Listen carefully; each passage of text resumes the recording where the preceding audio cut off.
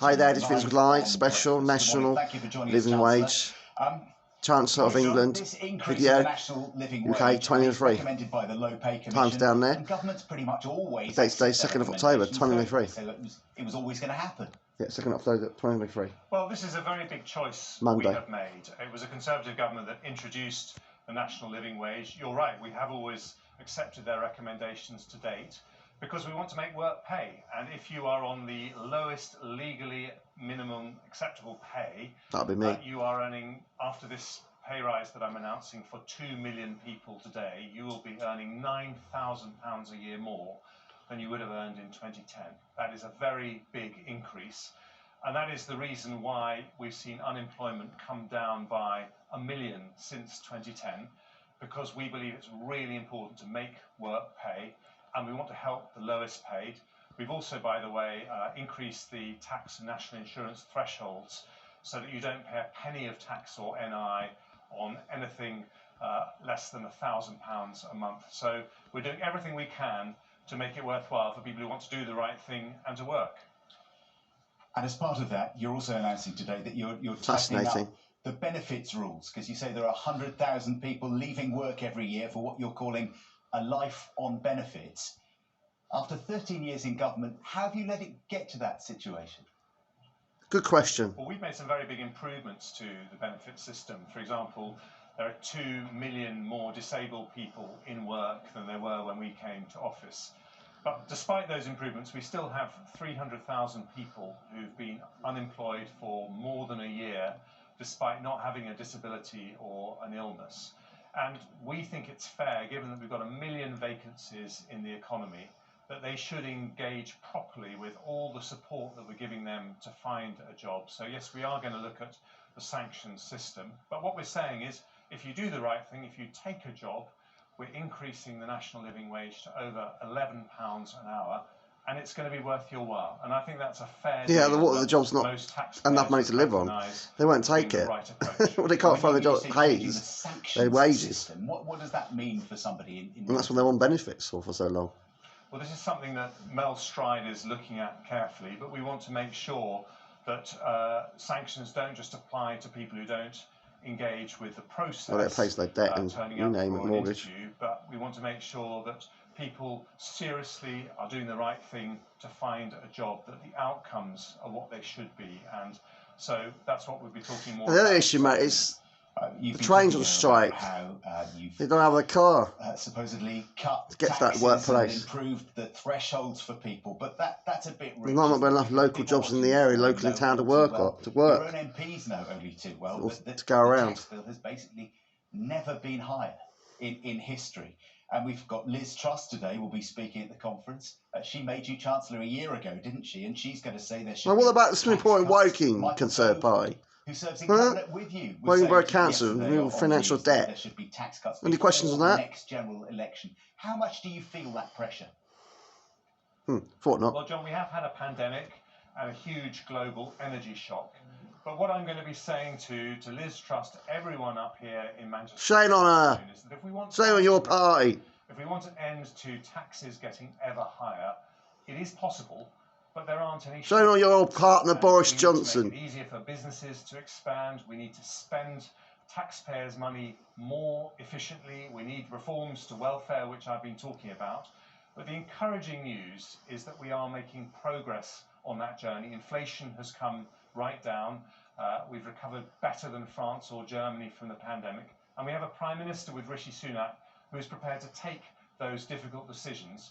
But we need to stick to the course. You've said that tax cuts are virtually impossible. And staying on high speed too, as well. Interesting, because it leaves the door slightly open. White elephant. Do you regret using that language? Because that is seen as a wide open door to the likes of Michael Gove and Liz Truss.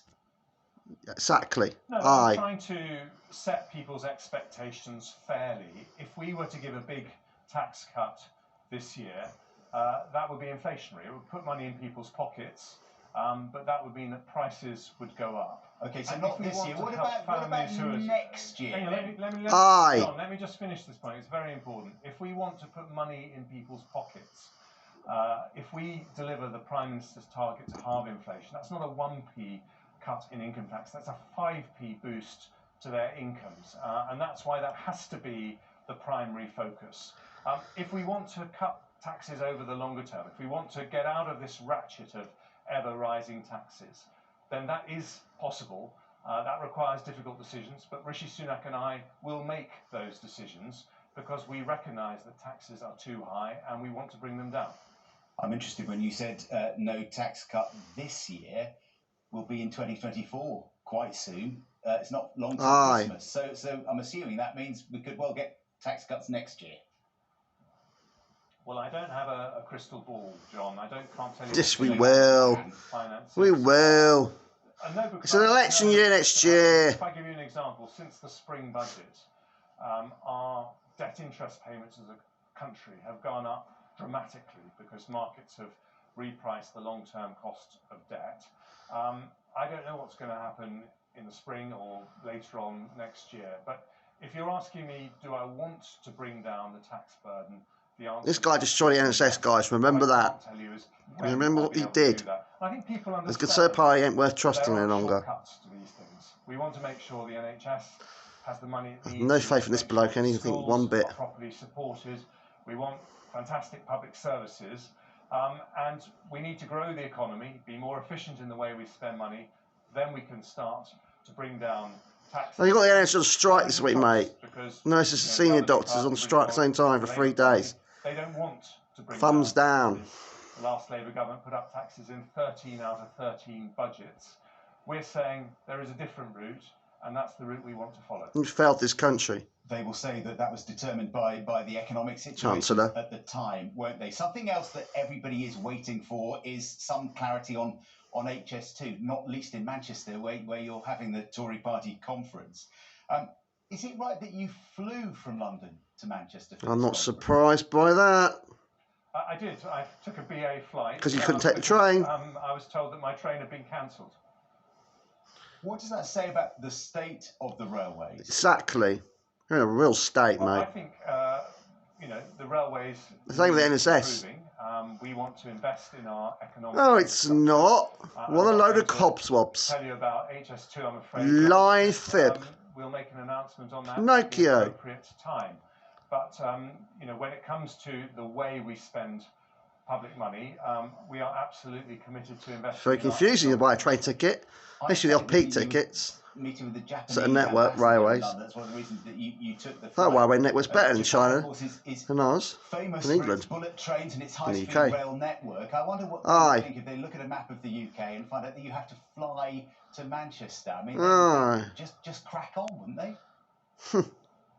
Well, you're finding ever more clever ways to try and draw me on HS2, John. I'm not going to be drawn. At the appropriate time, we will make an announcement. It's a white elephant, shutting it down, aren't you? But it sounds like it might be this week.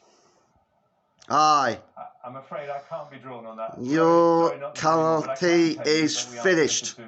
You are the weakest linked party in the UK. We would like there not to be rail strikes so that we can use our trains more. Including me, by the way. All right, okay. But you'll be getting the train back Well, home. you're not winning, are you? You don't care about the railway network. Because I think there's another train strike on Wednesday. Okay. There's overtime ban. There are trains running. Jeremy Hunt. There's just less trains, you Thank you, John. toe rag. Finding increasingly clever ways to ask questions. He's an arsehole, isn't he? You do, yeah. Well, I hope you like this video. Please subscribe and share it on Sunday Jones on the Force to be with you always. This is my friends Mark and Jimbo on ITF Friday Feeding. So Hills Race to every Friday, 3 to 5 p.m. How long? This is what 1517 ITF Friday Feeding. So Hills Race to every Friday. And this is my friends John on our show every Sunday, 9 a.m. to 12 p.m. live on the Woker station. And this is my friend Shane for the years every 2 weeks at 2 to 3 p.m. on the Soho Hills Radio Station analog and digital. That's 1400 1500. Please subscribe to my channel on Sunday Jones. This is my friend Shane for the years every Monday afternoon. Please subscribe to on the Soho Hills Radio Station. Please subscribe to my show on Sunday Jones on the Force. We always got about the needs of the money. That way, needs to see because the Chancellor ain't worth trusting any longer. And across the UK. Jeremy Hunt is a really nasty person. Please subscribe to my show on Sunday Jones. Bye everyone.